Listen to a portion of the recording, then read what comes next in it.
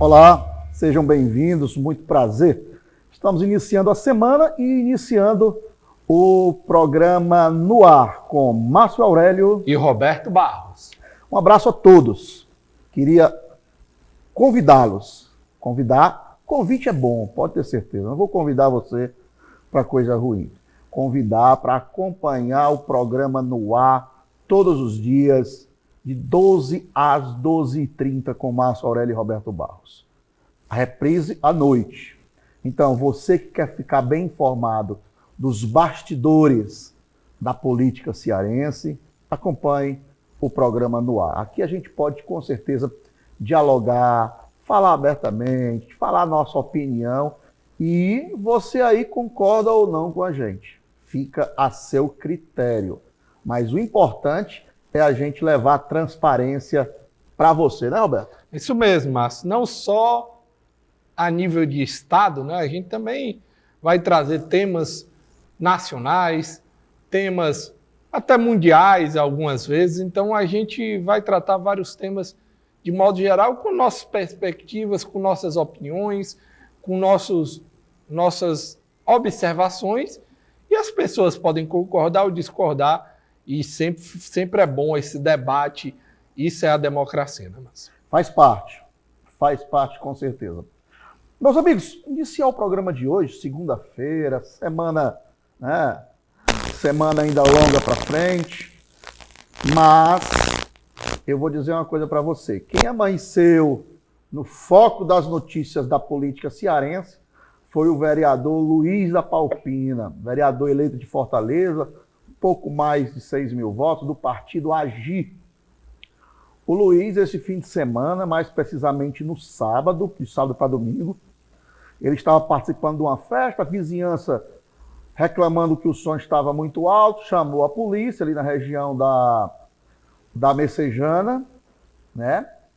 E a polícia foi ao local, a polícia militar, chegando, tinha uma arma, ele apreendeu uma arma dentro do carro do vereador, uma Hilux, e levou o vereador Luiz da Palpina para a delegacia.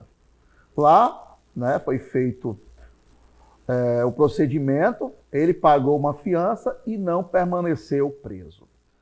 Roberto, é meio incomum, né? Um vereador logo chegando no começo do mandato e tudo, e foi logo para a delegacia, não ficou preso porque pagou a fiança, né? Ele foi detido, Márcio, em relação à questão do Estatuto do Desarmamento, né? Ele estava com a arma no carro, né? Ele estava com a arma no carro dele, e o Estatuto do Desarmamento, ele às vezes tem algumas situações que é muito em aberto, né?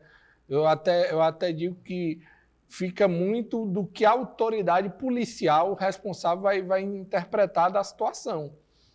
Fica, às vezes, muito subjetivo. Por quê? O atirador, o cara que tem a posse da arma do fogo, ele pode andar com arma de fogo no carro, pode desmuniciada dentro de uma caixa ou dentro de algum objeto e a caminho do clube de tiro, né? Então tem esses porém.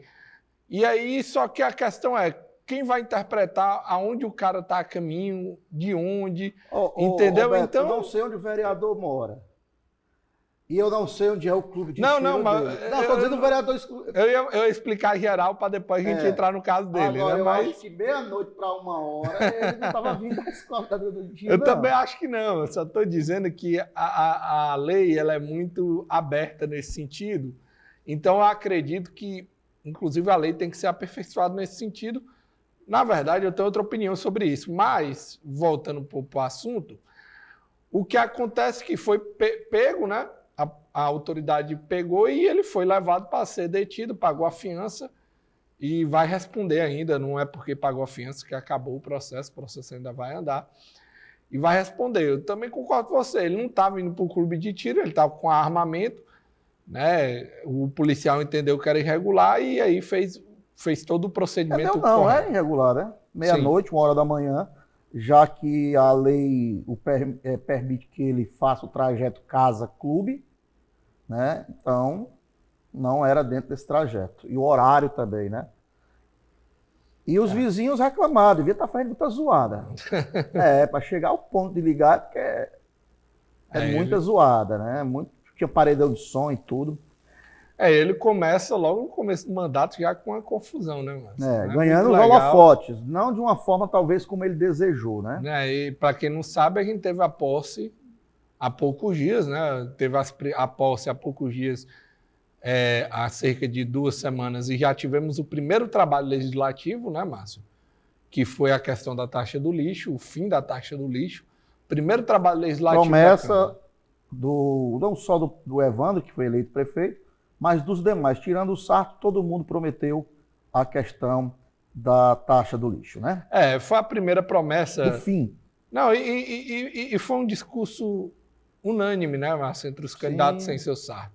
Todos falaram que era a primeira ação, todos os 3. Primeira ação que seria tomada à frente à Câmara Municipal, à frente à Prefeitura de Fortaleza, era mandar essa mensagem do fim da taxa de lixo. Então, teve essa votação. Lá na votação, a gente já viu como vai se desenhando a Câmara Municipal em 2025. Essa nova legislatura que está vindo, a gente começou a ver no primeiro trabalho já legislativo, né? Porque apesar da mensagem ter sido aprovada, o fim da taxa do lixo por unanimidade, teve discussões.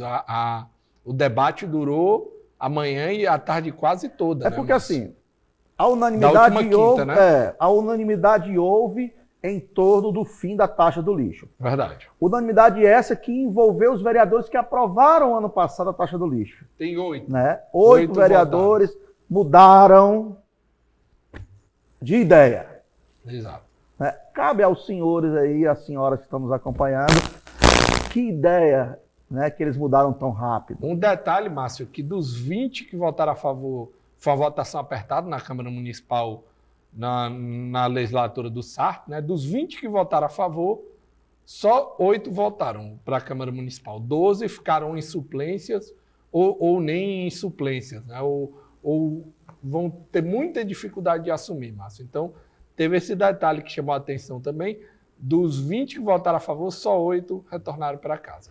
Bom, Roberto, seguinte, é bom a gente...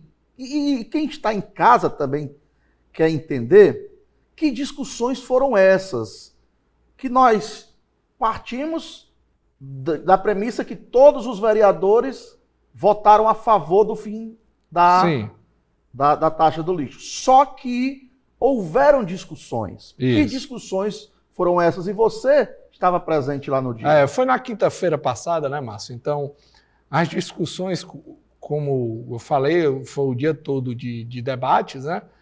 De debates. O que aconteceu?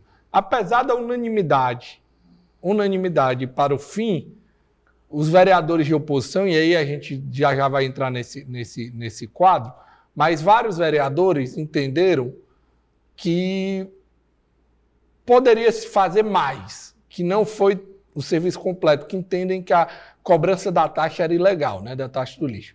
O que eles entenderam, os vereadores que apresentaram emendas, né? As emendas foram no seguinte ponto, 2 pontos específicos. Primeiro, perdoar a dívida dos 70 mil pessoas que estão devendo, que estão no... Só uma observação, talvez esse número seja até maior, porque vai ser 70 maior. mil é só do primeiro ano, né? Que nós tivemos 2 anos da taxa do lixo. 70 mil é só 2023. Então a gente vai ter mais gente. Mas perdoar a dívida dessas pessoas, esse era o primeiro ponto. E as pessoas que pagaram ser restituídas via desconto no IPTU ou outras formas mais que eles proporam no projeto, né? E os vereadores mostraram que, devido a gastos excessivos que a gestão do Sarto fez, poderia se cortar de alguns pontos e tudo mais.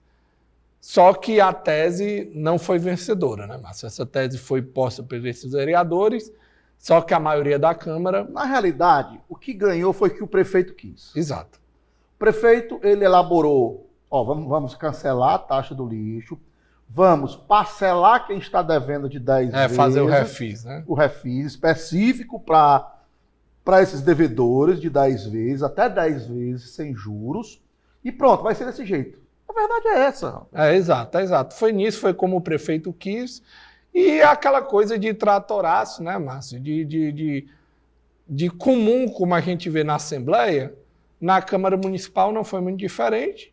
Talvez tenha uma oposição um pouquinho maior, né, mas não foi diferente. Inclusive, a gente pode citar aqui, dentro dessa discussão, os blocos de oposição, como está formado. Era outra coisa que eu queria conversar contigo e com as pessoas que acompanham o nosso programa aqui na TV Capital. O início de gestão já está mais ou menos definido ali quem vai compor a base do prefeito, quem vai compor a oposição e também acho que podemos classificar, não sei se você comunga com essa minha ideia, de alguns vereadores independentes. Né? Vamos lá. É mais fácil nós citarmos melhor falar oposição, né? Até porque se for os que nós não falamos é porque são os demais. Exato. Né? Márcio, a oposição já tem bloco, inclusive. Isso, viu? é formada por quantos vereadores atualmente? Mas são 9 vereadores. Certo. O bloco de oposição formado por 9 vereadores. Os 5 vereadores do PL, Priscila Costa, Bela Carmelo, Julierme Sena, Espetor Alberto e o Marcelo Mendes.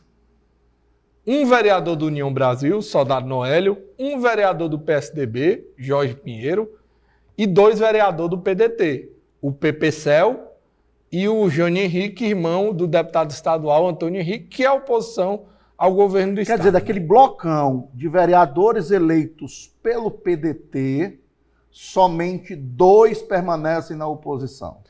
Exatamente. Nem o Gardel ficou, né, cara? Não, o Gardel ele já está na base. Nem o ex-presidente da Câmara, o Gardel, ficou na oposição. Ele que seria, se o André tivesse ganhado, provavelmente não. Presidente. Com certeza seria o presidente Costurou da Câmara. para isso, né? Ele costurou, ele fez toda a tratativa, tratou-se como... Levou a maioria dos vereadores que apoiavam o Sarto para apoiar o André no segundo turno, né? Então, foi costurado nesse sentido para isso e o André seria o Gardel seria o presidente da Câmara se o André tivesse vencido, isso é fato. Só que não, ele não ficou na oposição. É aquilo que você sempre fala quando a gente está no programa, mas tem pessoa que não sabe ser oposição. É uma coisa interessante. Na gestão. Pensa aqui vocês que estão nos acompanhando. Existem vereadores, existem deputados, existem senadores, me refiro ao legislativo de uma maneira geral, e isso não é um fenômeno de Fortaleza. Acho que a gente pode dizer isso, é uma coisa geral. Existem vereadores que são eleitos pela oposição e no outro dia já são base de quem ganhou. E existem vereadores que são eleitos junto com o prefeito e não conseguem se manter na base. É um número menor, mas também... Esse aí é bem diminutivo. Isso, mas também existe. Aqueles vereadores que não conseguem, eu digo que eles não conseguem ser oposição, não sabem ser oposição, é aqueles que fazem política muito do assistencialismo. Por exemplo, ele é um vereador que precisa atender muita gente com demandas de uma regional aqui de Fortaleza. Exato. E se for da oposição não vai ter as portas abertas. Exato. Certo? Ele precisa de favores nesses hospitais públicos. Se for de oposição não tem as portas abertas. Ele precisa indicar os cargos que o prefeito dá para os vereadores. Para quem não sabe, se fala que mais de 300 cargos de terceirizados na Prefeitura de Fortaleza são entregues a cada vereador. E isso do baixo clero. Baixo clero é aquele que não tem muito moral, sendo bem popular, sendo bem, para você entender, aquele que não caiu nas graças do prefeito, mas o prefeito precisa do voto dele na Câmara. Né? E os vereadores... Talvez sejam os vereadores, por exemplo, Márcio, que apoiaram o André no segundo turno e que agora estão na base do prefeito. Às vezes não, às vezes o cara pega às vezes, vou te dar um exemplo, você pega um vereador como o Wellington Saboia, que apoiou o Sarto os 4 anos, apoiou o André no segundo turno e vai para a gestão. Então, é articulação. É aquele vereador que não tem articulação. Certo? Porque tem vereador que influencia 2, 3, 4, 5 parlamentares. Exato. Entendeu? Esses não são do baixo clero. Então, os que ele influencia tem 300 cargos, 350 cargos. Ele vai ter 700. Tem regional de porteira fechada, né? Tem regional de porteira fechada. Então é isso. Pior que a gente trata isso como normal, né, Márcio? Não é normal. Não devia ser normal, Não né? é normal. A gente trata isso assim, como se fosse o dia a dia, né? Mas não pode ser normal. Né? Não, pode ser não é normal. Não é normal mesmo você achar que esse tipo de política é normal, a gente nunca vai conseguir ter administrações realmente sérias. Vamos sempre ter migalhas da gestão, infelizmente. Ó, só para finalizar isso da oposição, Márcio, o bloco já foi formado oficialmente. Agora também tem vereador que não sabe ser de situação, não. É. Se ele não passar o mandato todinho criticando o prefeito para poder abastecer os votos dele e dar satisfação à sua base eleitoral, ele não está satisfeito. Eu até brinquei com... Tem um amigo meu, né, o vereador lá de Limoeiro, Rubinho, que ele já mostrou... Ele tem um ar muito de denunciante, né? E ele estava na base da prefeita Rosário, né? Prefeita, não, Rosário é Canindé. Canindé, a prefeita de Limoeiro, que foi reeleita, né? Inclusive, que era vice-prefeita antes. E ele estava na base dela. Só que ele foi fazendo pedidos, né? Que ele recebia pedidos, não foi sendo atendido, parece que não era recebido nem mais pelo secretário, e começou a criticar a gestão. Ele já está hoje em dia na oposição, né? O meu amigo, o vereador... Gilmar Amaral. Gilmar, prefeita Gilmar Amaral, PRD, inclusive. Então, que era o número que foi dos democratas. Desde né? o PFL, depois foi pro DEM, né? Isso. Então ele foi, acabou indo para a oposição agora, ele apoiou ela na eleição, apoiou em parte da gestão, mas viu que não estava sendo mais atendido, começou a ser cobrado, né? Porque ele tinha um eleitor que fazia mais essas cobranças e foi para a oposição de novo, mesmo tendo apoiado e tendo feito campanha, né? Então, só um exemplo, né? Que eu trago para a gente... Agora, e tem uma coisa, pessoal. Tem vereador que só é eleito porque é da oposição. Porque tem voto para todo mundo, assim, entre aspas. Exato. O que é que eu quero dizer com isso? Que tem parcela da população que não gosta da gestão. Isso aqui é geral, pode ser... O Papa, o presidente, o prefeito. Né? Verdade. Pode ser qualquer um. Tem parcela da população que não gosta. Então, o vereador que sabe... E tem um detalhe, toda gestão tem problema. Sim, sempre vai. Toda gestão tem problema. Né? E aí o cara sabe aproveitar, sabe tirar o voto, sabe, né, um bom discurso. E esse vereador se aproveita de ser oposição. E é reeleito geralmente gastando bem pouquinho. Márcio, só para finalizar essa parte da oposição, para depois a gente entrar na história dos possíveis independentes, a oposição, o bloco já foi formado, 9, a líder da oposição vai ser a vereadora Priscila Costa. Do PL. Do PL. Entre aspas, vereadora mais votada de Fortaleza. Isso, segunda mais votada da história, né? E ela vai ser a líder da oposição, né? Os vice-líderes é o Marcelo e o Jorge Pinheiro, né? São os dois vice-líderes. O líder do PL vai ser o Julierme, né? E os partidos vão indicando seus líderes, né? Mas o PSDB, Cidadania, só elegeu um. Só o Jorge, né? O PDT, a maioria, tem 2 da oposição, mas a maioria é situação. Quem foi mais? União Brasil só tem o Noélio René Marrom. O neto do Roberto Pessoa. O Noélio que é o líder, né, do União. Então, vai a maioria só... Mas só para contextualizar, né, que já está formado o bloco. Atualmente, a oposição do atual prefeito, né, Evandro Leitão, é formado por 9 vereadores, Márcio. Então, isso é fato, pelo menos por enquanto. Né? O que você estava questionando, o que nós questionamos aqui, colocamos, a questão dos vereadores que vamos chamar de independente. Eu me refiro aos vereadores do PSOL. São 2, no caso. Gabriel Biologia, vereador que tirou 30 mil votos, uma baita de uma votação sozinho, já era, né, a legenda ele fazia só. E a Adriana Jerônimo, que antes era conhecida como, ela tinha sido eleita, a segunda vez que ela na primeira vez tinha sido do mandato coletivo, mandato Nossa Cara, por isso que era Adriana Nossa Cara, e agora ela já está trabalhando o sobrenome dela, Adriana Jerônimo, tirou quase 10 mil votos, uma votação muito boa também. Né? Então, eu classificaria esses dois como vereadores independentes e eu daria 2 motivos, ao meu ver. Primeiro, é que eles conseguiram essa votação independente do Evandro, por exemplo. O Evandro não pediu voto para eles. O PT tinha a demanda deles. Eles são, Roberto, o pessoal, muitas vezes eu enxergo como o PT foi um dia. Aquele pessoal da universidade ali que vota todo no PSOL, entendeu? São campanhas altamente baratas, certo? Né? E é o que o PT já foi muito um dia, eu classifico isso. E a segunda coisa que eu vejo é o fato do pessoal não ter tido espaço na gestão do Elmano, do Evandro. O pessoal tem na do Elmano, com a Adelita Monteiro. Exato. A secretária. Secretária. Não é uma secretaria robusta em termos de recursos, mas é secretária. Agora, dentro da gestão do Evandro, eu não vi nenhum cargo nem para o PSOL e nem para o Rede, que são os 2 partidos federados que apoiaram Evandro Leitão no segundo turno. Márcio, eu tendo a discordar um pouco disso, porque é o seguinte, a gente já viu como esses 2 vereadores vão se tornar mais bases do Evandro Leitão, vão estar mais junto do Evandro. E eu tive um exemplo muito claro no dia da votação da taxa do lixo. Isso porque a vereadora Adriana Jerônimo, do PSOL, ela foi uma das primeiras a propor aqueles 2 pontos que eu falei das emendas, né?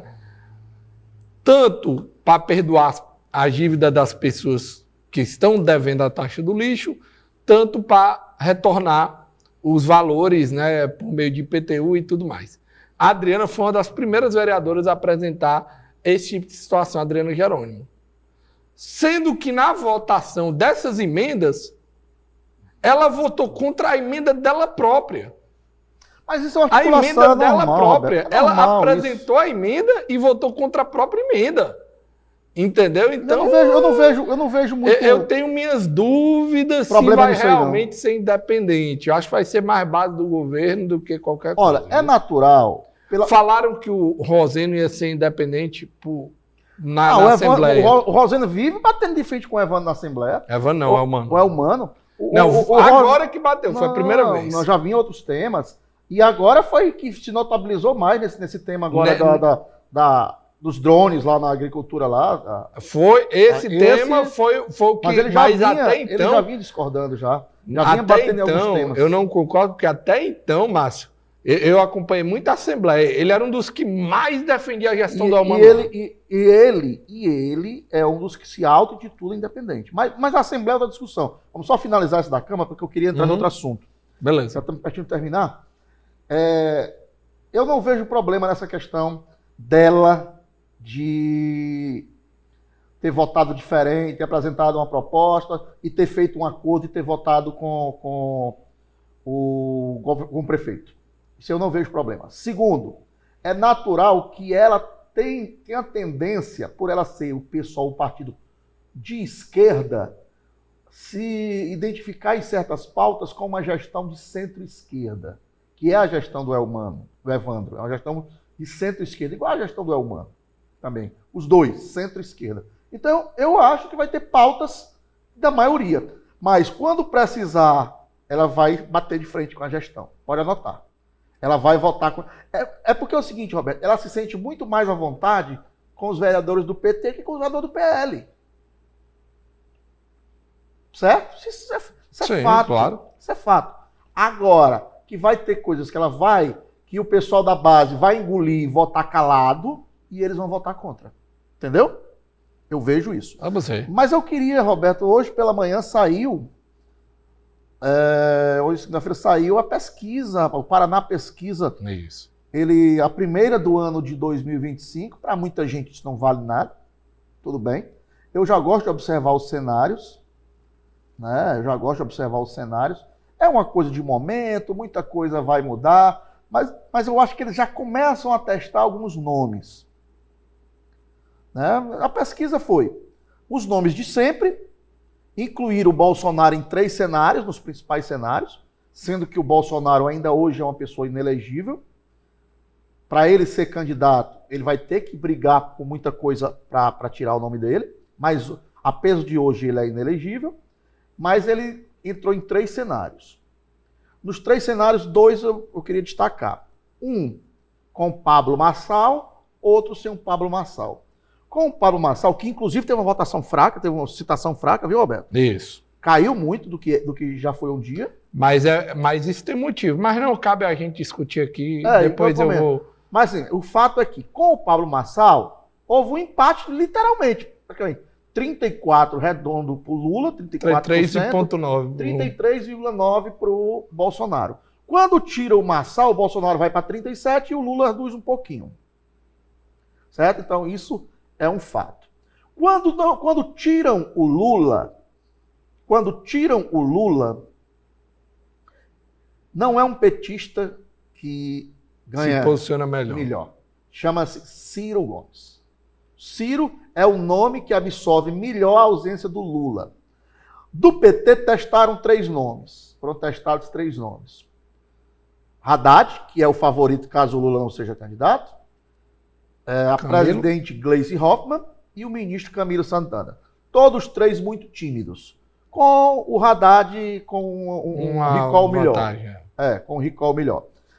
Roberto, está muito cedo, aí incluiu 3 governadores, incluíram 3 governadores na pesquisa. O do Paraná, o Ratinho Júnior. O Caiado, de Goiás, Ronaldo Caiado. E, pela primeira vez, o governador do Pará, o Helder Barbalho. Pela primeira vez. Eles podem ter pesquisas internas, incluindo o Helder. Deve ter, né? Sim. Eles sabe como é que assim? O Helder gosta de ser chamado, Robertinho, lá? Rei do Norte. Ah, é? E bota uma música do Game of Thrones e tudo, né? Game of Thrones, ele gosta de ser chamado de Rei do Norte. Cada um, viu? Pois é.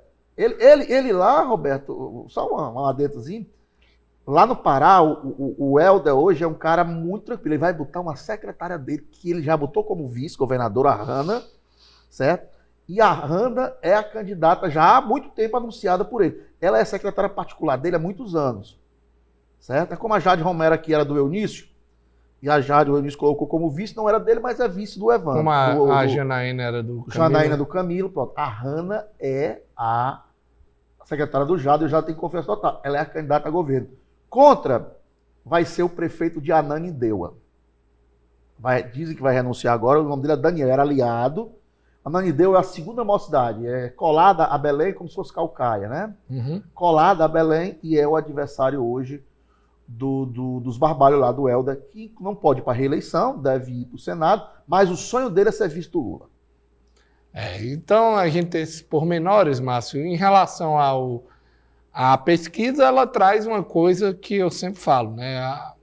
Cada vez mais o fortalecimento da polarização entre direita e esquerda, né? Então, cada vez mais se polariza, então é isso que a gente viu na pesquisa novamente, né? Como eu sempre falo aqui, lá no nosso programa, no Contraponto da Rádio Clube, em outros cantos, o Brasil não iria seguir uma tendência que é mundial. Em todo mundo essa polarização acontece, não só nos Estados Unidos, mas Estados Unidos, Alemanha, Inglaterra, França, Portugal, Itália, todos esses países, cada dia mais a gente tem uma polarização do candidato da esquerda com o candidato eu acho isso muito da nocivo. direita. Você sabe a minha opinião. Eu acho isso muito nocivo. Na eleição passada, eu errei a previsão. Eu achei que o centro iria crescer com os descontentes do radicalismo, de um lado e do outro, com a polarização. Eu achei que o centro ia crescer, eu estava errado. Eu continuo querendo, que achar eu já acho que não vai ser mais não. Mas eu não vou mentir. Saiu do mundo da lua aí. Mas... Não é mundo da lua não, Robertinho. Cara, é muito nocivo para o país essa polarização. E só interessa, sabe a quem? A polarização Lula-Bolsonaro só interessa eles dois. Não interessa mais ninguém. Só interessa a eles. Então, eu continuo dizendo e continuo afirmando, mesmo sendo o voto vencido, mesmo vendo que os números estão ao contrário do que eu estou dizendo, mas eu continuo achando que o Brasil precisa acabar com essa polarização para poder a gente, pelo menos, ter paz numa família e por aí vai. Eu acho que o que acontece é a pessoa saber separar as coisas. Eu, pelo contrário, acho que isso aí não vai não vai diminuir. Eu acho que a tendência mundial é essa, é você ter polaridade entre direita e esquerda, e acredito que não vai mudar. Robertinho, amanhã, meio-dia, estaremos de volta. Valeu! Um abraço.